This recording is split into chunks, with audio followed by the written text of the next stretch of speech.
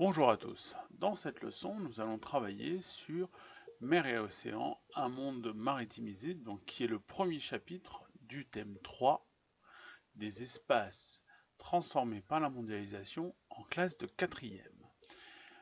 Je vous invite, pour ceux qui sont élèves avec moi, à suivre avec le livret et pour les autres de vous laisser porter.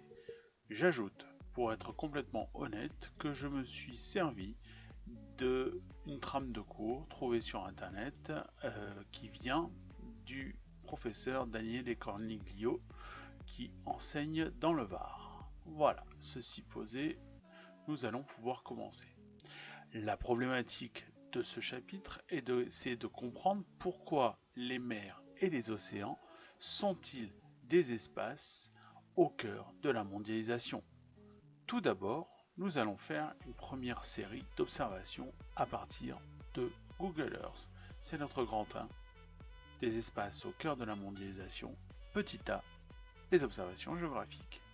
L'observation que nous pouvons faire en regardant le globe terrestre, c'est qu'il y a beaucoup plus de bleu que d'autres couleurs. Ce qui signifie tout simplement, si l'on regarde bien, que notre globe terrestre est constitué à 71% d'eau. Les océans couvrent 71% de notre espace total.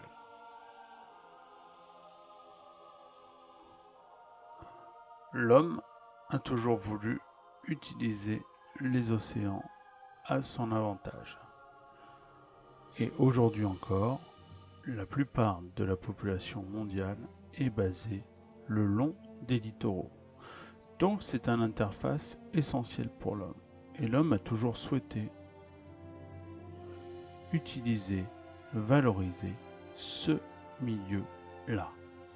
Nous allons voir quelques exemples d'utilisation de l'espace maritime.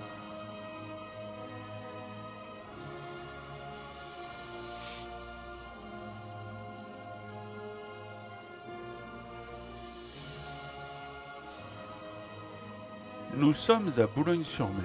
Boulogne-sur-Mer est le plus grand port de pêche français. Et si l'on zoome un peu sur le port de Boulogne, premièrement, on s'aperçoit qu'on est en journée et que forcément, il n'y a pas beaucoup de chalutiers. Mais si on regarde les infrastructures plus en détail, on s'aperçoit qu'on a plusieurs criées, donc les lieux où sont échangés les poissons. Et si l'on regarde bien, on a là devant nous un chalutier, puis si on va de ce côté-là, un deuxième, puis un troisième, et de larges espaces, ainsi que des chaluts qui permettent de pêcher le poisson plus facilement. Première observation, première activité, la pêche. Nous avons fait un bond de plus de 1000 km et nous nous retrouvons à l'opposé, près de la ville de Fos-sur-Mer qui est à quelques kilomètres de Marseille. Et là, nous pouvons voir une autre activité. Notre observation nous mène à voir des réservoirs d'essence. Et si nous nous décalons un peu plus loin, nous avons ici une partie du port autonome de Marseille avec des containers et des porte-containers qui lui sont liés. Donc c'est une autre activité essentielle, le transport maritime, qui est une des clés de la mondialisation. Le port de Marseille va nous permettre maintenant de faire plusieurs autres observations sur d'autres activités capitales de l'homme sur la mer. Si nous nous rapprochons, la première des activités, en survolant le vieux port de Marseille, c'est la plaisance. La plaisance, la marine de loisirs. Puis si nous nous décalons, nous avons ici un ferry, un car ferry, en l'occurrence un car ferry qui se destine à aller en Algérie, donc il s'agit là d'une autre activité humaine, à savoir les liaisons maritimes. Puis si nous remontons, nous avons des chantiers navals qui permettent l'entretien des bateaux. Et si nous zoomons à cette extrémité-ci, nous avons un bateau de croisière. Donc il s'agit là d'une activité liée aussi à la récréation, aux loisirs, aux vacances. Encore un exemple d'utilisation de l'espace maritime. Nous zoomons sur Toulon pour, premièrement, évoquer la marine militaire qui est présente. Toulon étant la plus grande base d'Europe, la plus grande base navale d'Europe et qui abrite 70% de la marine française. Mais de l'autre côté, plus proche de Saint-Mandrier-sur-Mer, nous avons une activité tout à fait singulière, tout à fait intéressante, une activité humaine que nous retrouvons sur ces petits casiers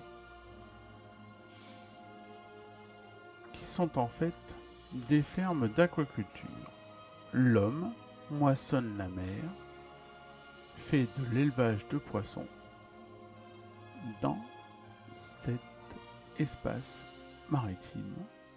Et si l'on pousse un peu plus loin, nous avons des bacs à huîtres et à moules qui sont donc toujours dans l'hypothèse d'élevage, toujours dans l'utilisation de l'élevage.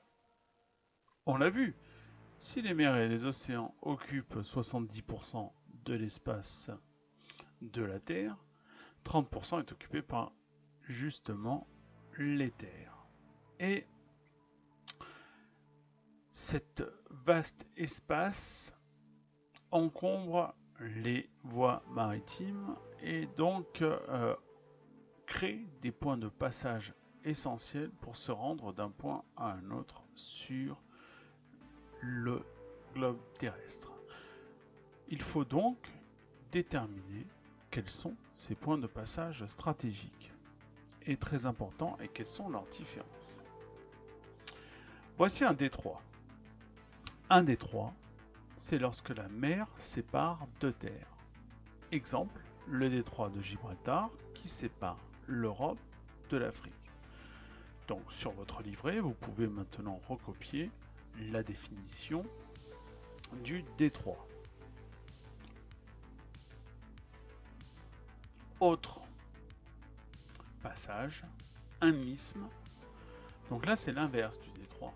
C'est lorsque les continents se rétrécissent pour former une étroite bande de terre.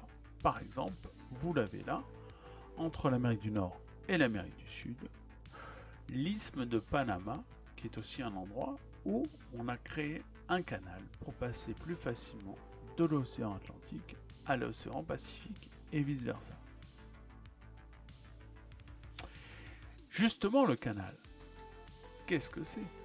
Le canal, c'est une voie navigable artificielle qui comporte une série d'écluses dans lesquelles l'eau est maintenue à un niveau constant permanent. Vous avez donc le canal de Suez ou le canal de Panama qui permettent de gagner du temps de navigation en évitant de contourner des continents entiers et des routes particulièrement dangereuses. Donc sur ce planisphère, nous allons pouvoir justement noter où se trouvent les mers et les points stratégiques du globe. Premièrement, nous l'avons dit, le canal de Panama, qui se trouve donc entre l'océan Pacifique et l'océan Atlantique et qui permet d'éviter d'avoir à contourner l'Amérique du Sud par le détroit de Magellan et le Cap Horn. Nous avons le canal de Suez qui permet une route directe de l'Europe en passant par la Méditerranée pour déboucher en Asie, sans faire le tour de l'Afrique. le détroit de Gibraltar, qui lui permet de passer de Méditerranée à Atlantique. Et enfin, le détroit de Malacca, qui est la route privilégiée pour éviter le grand tour pour se rendre de l'Asie du Sud-Est à l'océan Indien. Donc il se situe au niveau de la Malaisie. Donc ce qu'il faut retenir sur cette première partie, c'est que les mers et les océans couvrent 71% de la surface du globe. Les parties de terre qui sont en contact avec les mers et les océans sont appelées des littoraux. Sur les littoraux, la densité de population humaine est très élevée. Les hommes utilisent les océans pour le commerce, la pêche, le tourisme ou encore l'aquaculture. Bien, maintenant nous allons passer au petit b, l'essor mondial du commerce maritime, en nous intéressant au site internet marinetraffic.com. Nous sommes sur le site marinetraffic.com et nous allons pouvoir faire quelques observations intéressantes. L'ensemble des points que vous voyez sont des navires en temps réel qui se baladent sur la planisphère. Et nous allons essayer de faire quelques observations de ces bateaux. J'ai volontairement filtré en utilisant uniquement les bateaux de pêche, les tankers, donc ceux qui transportent du pétrole, et enfin les cargos. Alors, la première question qu'on peut se poser, c'est savoir où est-ce que l'on trouve le plus de bateaux. Eh bien, clairement, nous avons, si nous faisons un zoom sur l'Europe, nous voyons que cette zone le long de la Manche, que l'on appelle le rail d'Ouessant, et qui donc dessert Rotterdam, qui est un des plus grands ports du monde, est très encombrée et très fréquentée. Voyons aussi qu'en Méditerranée, autour de Marseille, Valence, etc., il y a énormément de trafic. On voit que le canal de Suez est lui aussi très encombré, que le golfe Persique, qui est l'un des principaux pourvoyeurs de pétrole, est lui aussi soumis à un intense trafic. Puis si on regarde, bien sûr, en Asie, notamment autour du port de Shanghai, nous avons énormément de bateaux. Et ces trois endroits, donc la Chine, l'Europe, et puis regardons les États-Unis, que ce soit dans le golfe du Mexique ou le long des côtes est et ouest, sont très encombrés, ce qui veut dire qu'il y a énormément de trafic. Le trafic est très intense. Ces trois zones là sont appelées la triade, donc États-Unis, enfin Amérique du Nord, Europe et Asie. Vous voyez qu'il y a énormément de bateaux. Et si on regarde sur Shanghai, on voit que nous avons énormément de cargos qui entrent et qui sortent du port de Shanghai, car la Chine est un très important pourvoyeur de marchandises pour le reste. La carte que nous voyons là est une carte éditée par les Nations Unies et qui concerne les actes de piraterie et de vol à main armée entre 2006 et 2013. Donc ce sont des actes qui concernent des bateaux qui ont été attaqués par des pirates.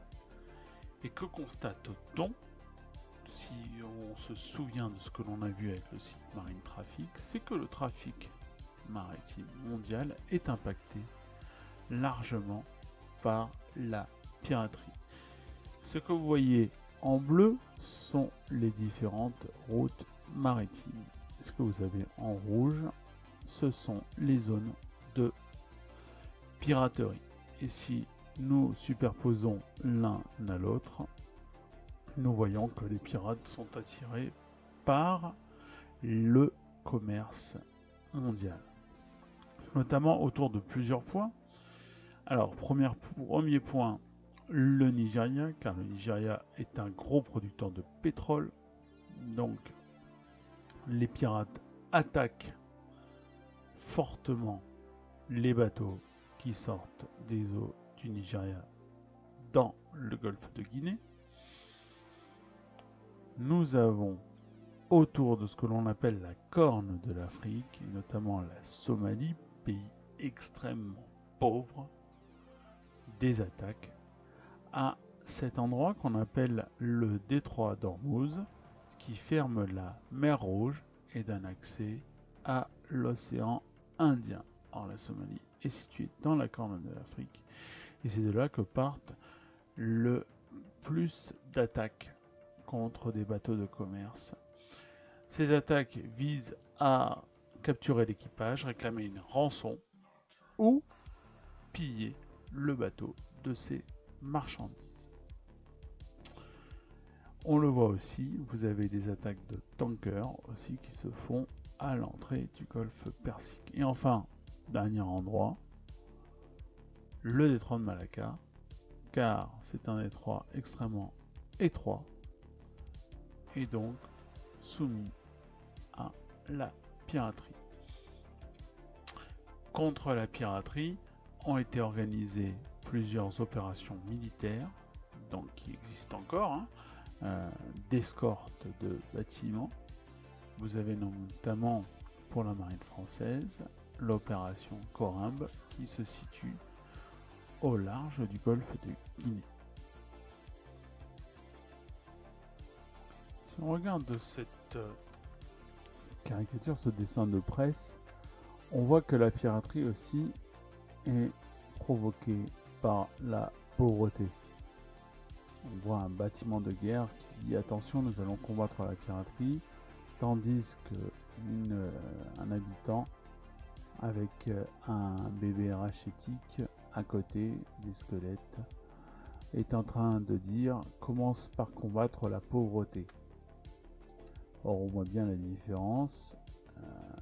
Ce qui compte, c'est pour les flottes militaires de protéger donc les voies maritimes pour continuer la mondialisation, tandis que de l'autre côté, nous avons des pirates qui sont poussés par la pauvreté à s'attaquer à ces grands bâtiments qui, pour le cas échéant, peuvent leur apporter de la richesse, voire des vivres.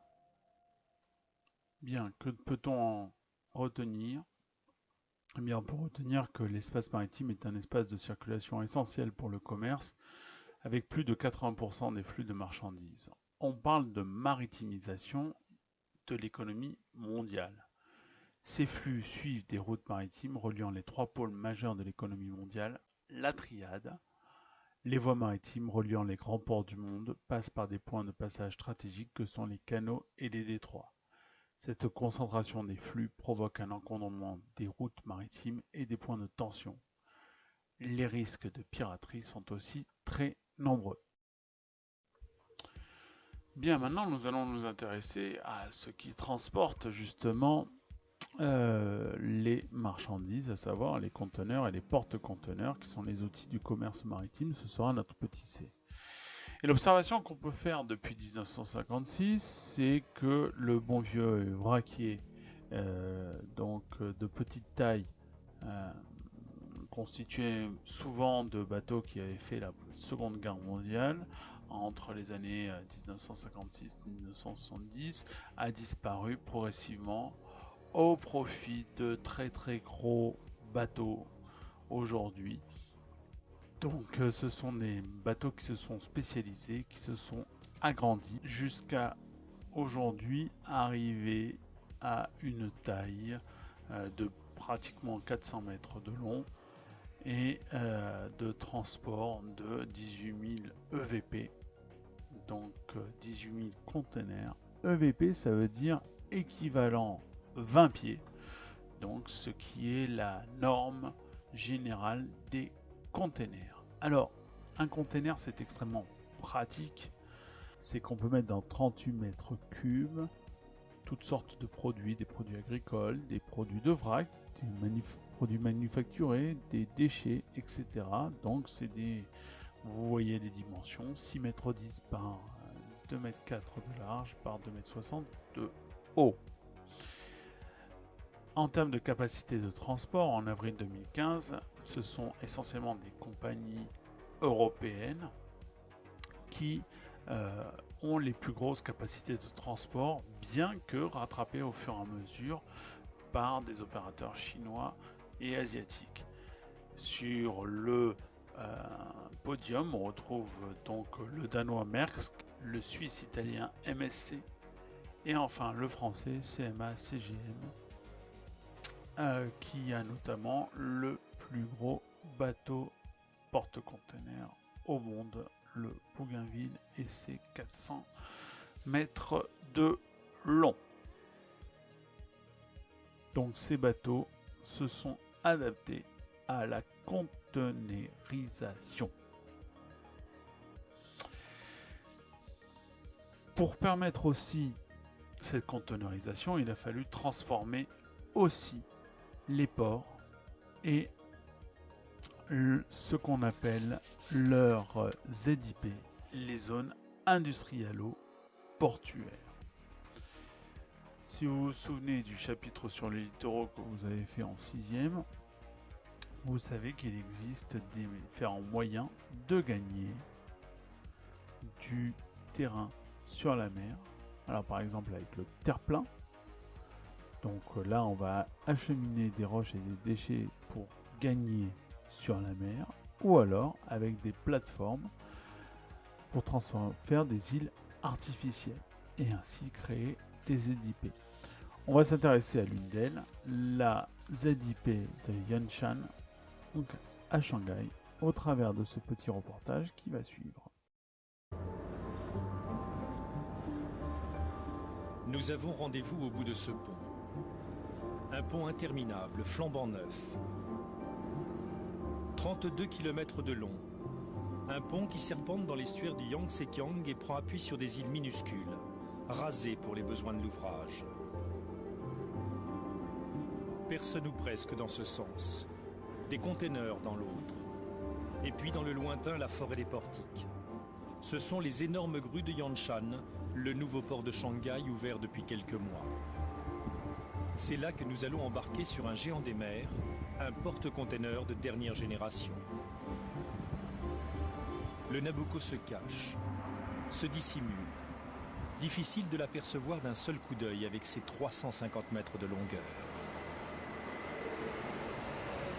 Il se cache derrière les portiques de transbordement, jusqu'à 10 pour un même bateau.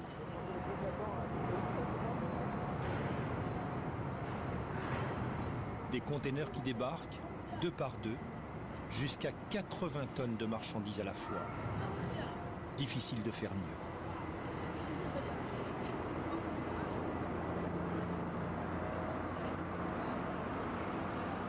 À bord, Marie, le second capitaine, et Lorenzo, le lieutenant, n'ont pas dormi de la nuit. Ils ont vérifié les containers, leur place, leur destination. Thank you very much. Merci. And see you the next time. L'heure du départ a sonné. On a chargé 1800 containers. Et on a déchargé aussi. On a déchargé 1700 En combien de temps? en 22 heures. C'est une prouesse, c'est bien. C'est très bien, très bonne cadence.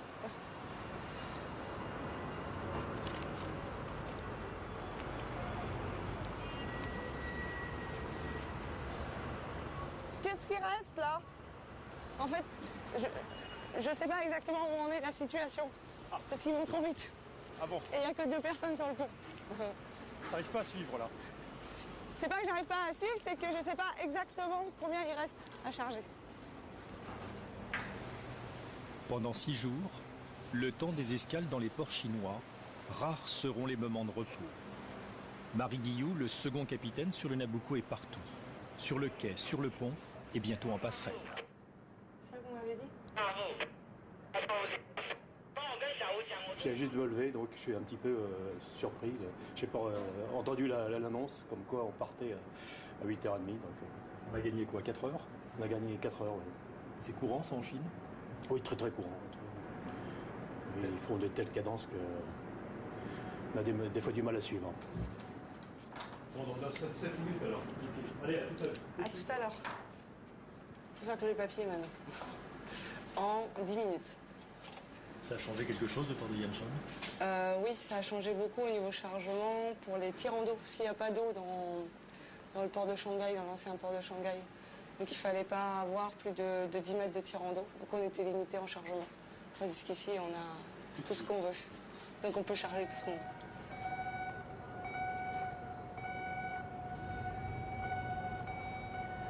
C'est le dernier flat qui est en train de se charger. Oui, merci. T'as vu la jante, hein?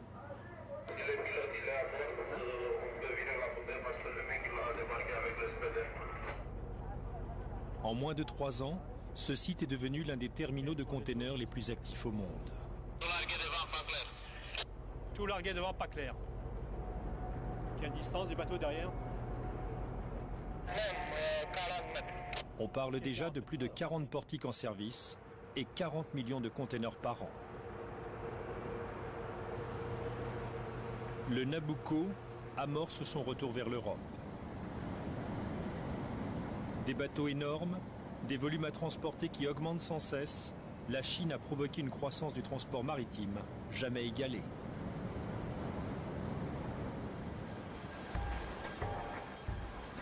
« 93 000 chevaux, 12 cylindres, le tout à 96 tours minute.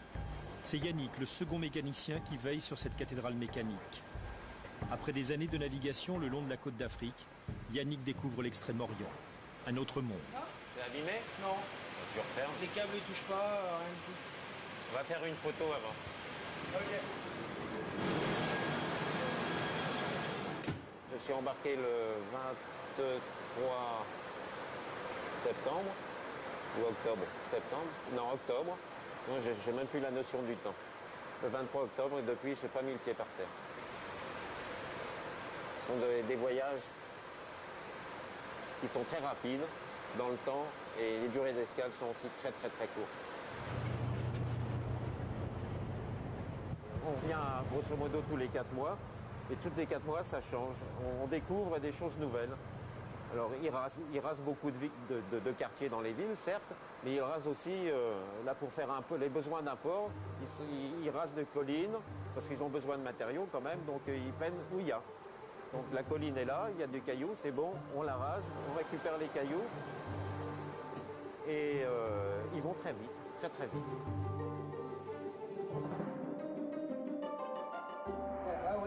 Vous n'avez qu'à garder la même vitesse, la même.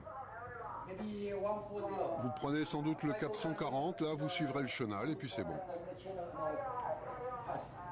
Ok. Parfait. Ok, thank you. Vous voyez les autres bateaux qui remontent le chenal? Oui, oui. Il suffit de suivre le chenal, mais du bon côté. Ok. Dans l'estuaire du Yangtze, il n'y a plus de limite à la taille des bateaux. Le trafic s'accroît et les pilotes chaque jour sont un peu plus pressés.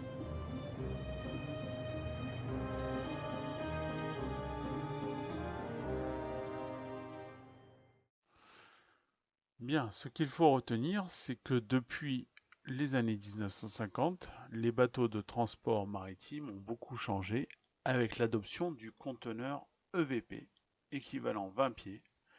Les navires se sont agrandis et spécialisés. Le transport des marchandises repose sur la conteneurisation. Ces bateaux appartiennent à des grandes compagnies, CMA, CGM, qui se sont adaptés à la conteneurisation. D'autres bateaux existent pour le transport des hydrocarbures et autres liquides.